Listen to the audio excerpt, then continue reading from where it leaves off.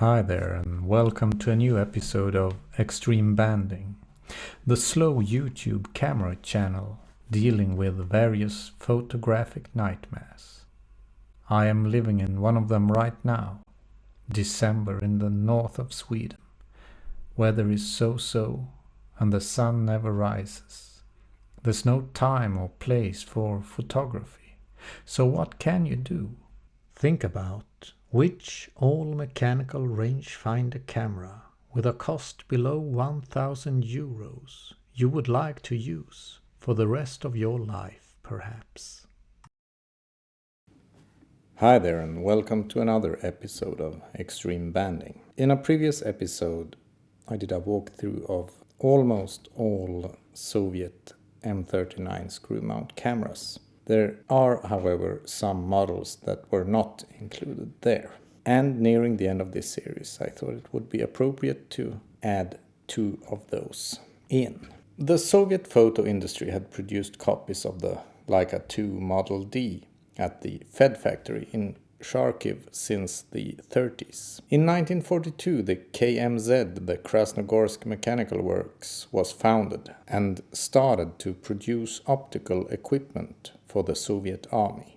As the Soviets claimed the Zeiss Jena factory at the end of the war, KMZ started producing lenses with Zeiss specifications. As production of Leica copies at the Fed factory could not meet the demands, production also started at KMZ, and the Zorki was born. Like the rest of the world, the Soviets had copied the Barnack Leica, like this one, but now they were also producing the Contax 2 camera under the Kiev name. In 1951, they kind of merged the two designs with a new camera, which was probably one of the nicest rangefinders of its time, the Zorki-3. As you can see, the Zorki-3 kept the overall look of the Barnack Leica, but it had grown in size, measuring 144 times 85 times 33. You can see the increase in thickness here, hopefully, and weighing 563 grams. Base length was kept the same, as well as the knob wind and rewind. It had a rotating speed dial and still M39 screw mount. A top speed of 1,000 of a second was added, as well as slow speeds on a separate dial. Inspired by the Contax, the Zorki-3 had a removable back for easier film loading, with a very similar look to the Contax and Kiev 2. The Zorki-3 had a spool that stayed in place though, which is an improvement compared to the Contax 2, where it just drops out. Here at the top you can also see that the accessory shoe is very similar to the one on Contax Kiev cameras, with the same placement at the center of the camera, from front to back. The biggest change compared to the Barnack is probably the Viewfinder though, which, may be inspired by the Contax, was now a combined rangefinder viewfinder, keeping the same base length as the Barnacks, which makes holding the camera easier than on a Contax, where the window would have been over here. And they did make the magnification a little bit higher at 1.1 or 1.15 times, depending on how you set this diopter. So let's have a look at the viewfinder. Here's sort of the viewfinder of the Zorki-3. In its original state, the Zorki-3 has a 1:1 magnification or 1.15 magnification. This makes it a bit difficult to use with both eyes open, so I removed the diopter correction and the rear eyepiece, and then I got, a proper 1:1 view, perfect for use with both eyes open, keeping the same super nice tone and contrast. And I meant to show you that, but I got a little bit ahead of myself, so I happened to put the rear optical piece and the optic correction from the Zorki-5 into this, making this Zorki-3 a 0.7 times magnified finder. Since the view is big, this now corresponds to about 40 millimeter, or it's like the Yashica YF or something, so could be used for 35 but really perfect for 40. And now, well, it's probably the best built-in 40mm finder in a rangefinder camera I have tested. But I don't know how that will affect this camera or my photography, but from now on I will just talk about it as in the original or 1-to-1 modified version, as the 1-to-1 modification is very easy. So the Zorki-3 has a very nice viewfinder, bright, big, with a very nice and warm tone. In its original state, the coverage is about 80%, a bit low. If you convert it to 1-to-1, you have the standard 90 to 95% coverage, depending on the distance from your subject. So I really like this. And compared to, later Zorki-3M and Zorki-4s, I think the Zorki-3 has less distortion. I don't know if this is just a copy-to-copy thing, but that is my impression anyhow. But if you would remove the rear eyepiece and the optic correction from the Zorki-4s, I think you would probably get rid of the distortion. You would just have to put something at the back, a piece of plastic or glass or something, to protect it from collecting dust and dirt. Anyhow, the Zorki-3, a wonderful, wonderful viewfinder and very nice. Easy to focus, and here as a 40mm viewfinder 0.7, a bit more fuzzy in the edges, but really, really nice. The Zorki-3 is very nice in hand, just like a Barnack. Winding is very easy, a very nice knob here. The only thing getting a bit in the way is the slow speed dial, this one, but it's quite okay to hold it like this anyway. But this was removed from here and all slow speeds were combined into this dial on the upgraded Zorki-3M in 1954, coincidentally released the same year as the Leica M3. Anyhow, similar name, different cameras. Rewinding is better than on many other cameras that have a knob rewind, as it is a Soviet camera from the early 50s, and as such a bit of a statement product. Build quality is very nice. Compared to the Barnack then, I would say the main downside is its size. As this was the first Zorki with a removable back, they seem to have made everything to counteract light leaks and instability. The Zorki-3 is about 1 to 2 millimeters thicker than many other cameras with removable backs, such as the Canon P here with its foldable back. And this is not the thinnest either, but it is 1 millimeter thicker than the Fed-3 here. I don't know if you can see it, but the distance from where the film is situated to the back is really, well, they did make it very thick, this part.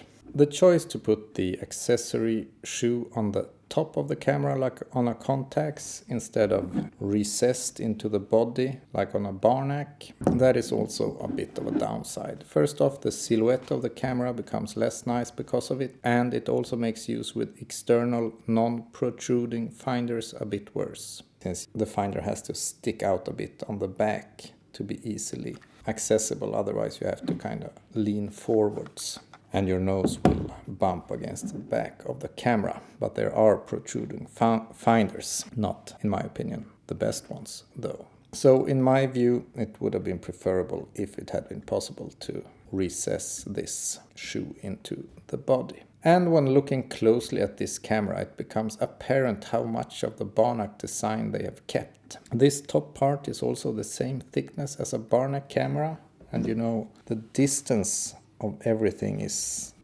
almost the same.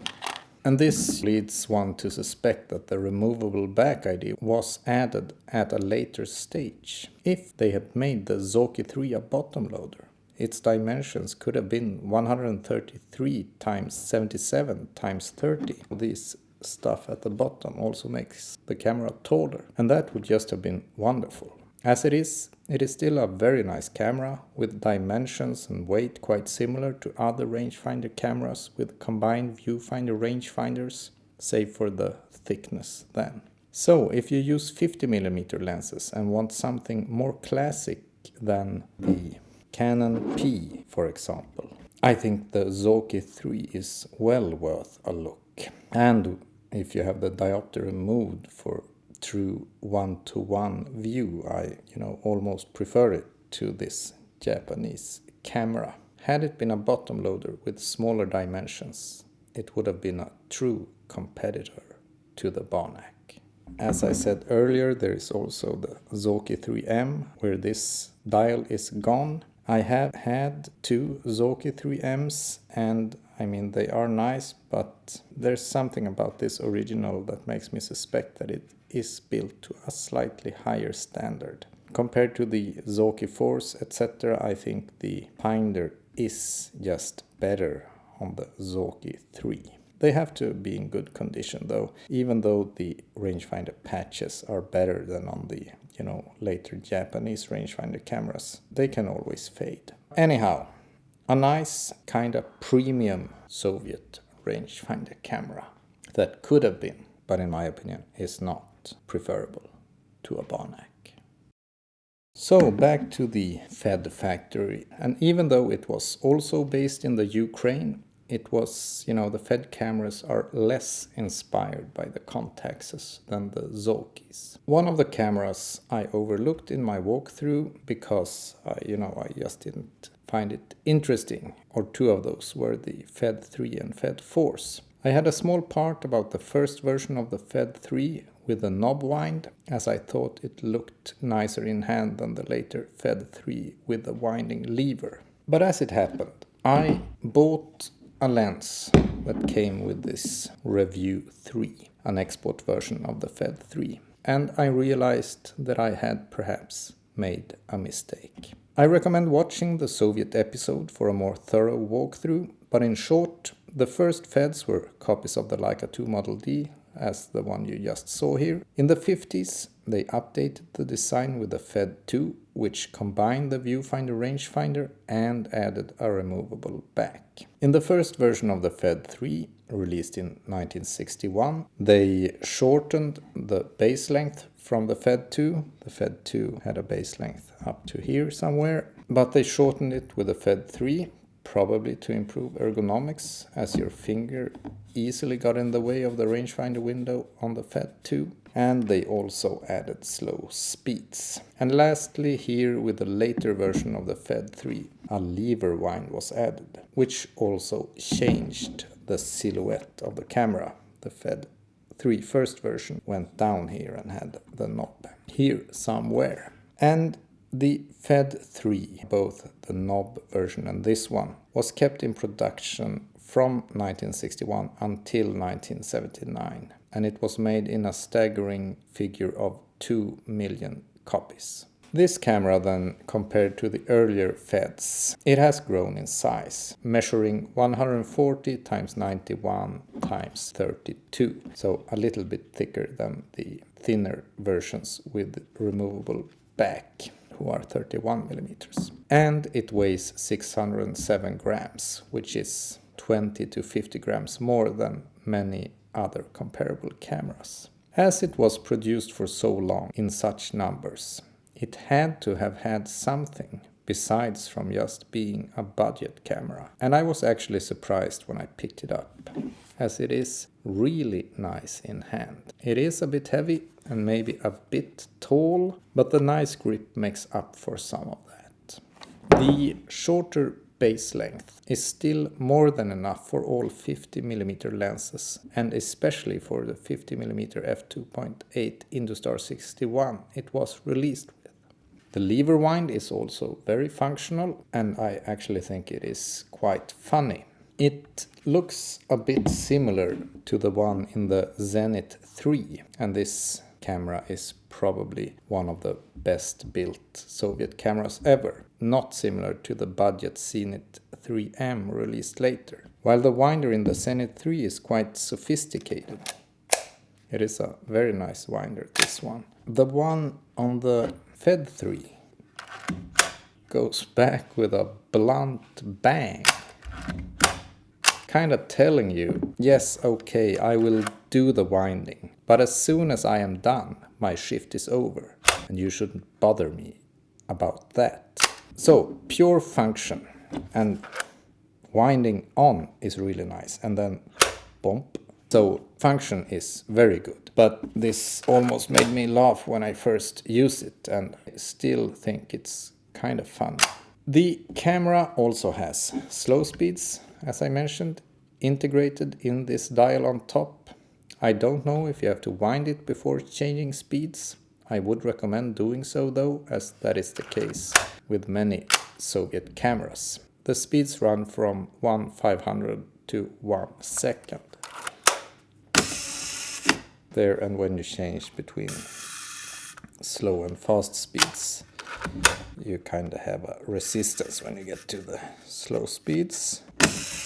But you know, it works. The Viewfinder eyepiece is not the largest, not the smallest either, but the 50mm frame is quite easy to see, and the diopter correction is done by twisting this collar. The back completely comes off. You know, you have this more modern thread here. And the spool is removable, but stays in place in a good way. The accessory shoe is recessed and in the back, the way I like it, for better use with external finders. The rewind knob could have been better though. You know, there are a lot of cameras with this style, and it's doable, but it's a bit unnecessary to make them this wide and low, I think. There is also a bit of a problem with the lens mount. It does not have the lens compatibility issues of the Fed-2, but it does have a problem with focusing tab lenses, just like the Fed-2, like the collapsible lenses.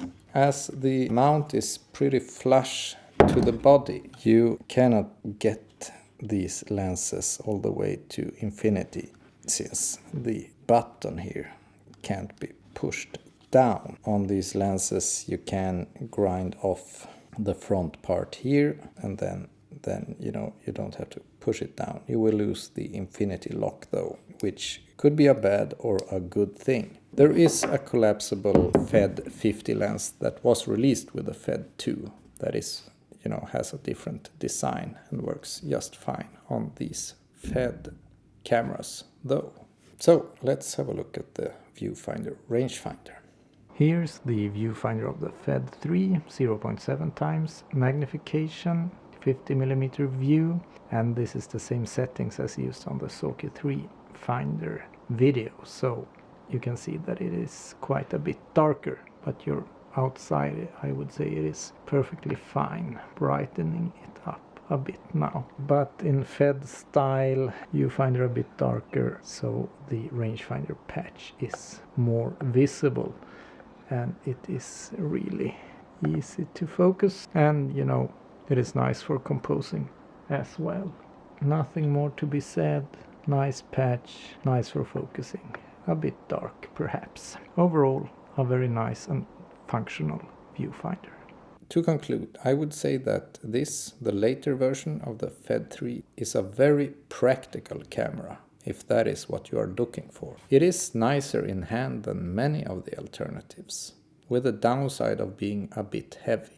As it was produced for so long and is not a camera with any premium features, prices are very low. I got this for about 30 euros, I think, with a lens worth 30 euros. And this specimen is in no need of service or anything. It just works perfectly. There are probably many of these in non-working condition out there, but it remains a very good budget solution. If you want to get into rangefinder photography on the cheap and you don't use longer lenses than 50mm, and you're not looking for, you know, supreme tactile quality like cameras made in the early 50s and earlier, but you still want something sturdy. The Fed-3 or Review, which might feel like a better name, is very much worth a look. There, the Soviet 3s. One beautiful and one practical. One ahead of its time, the other behind. Two different beasts, but both perfectly viable options for photography. For me, they are, however, both beaten by their predecessor, the Barnack.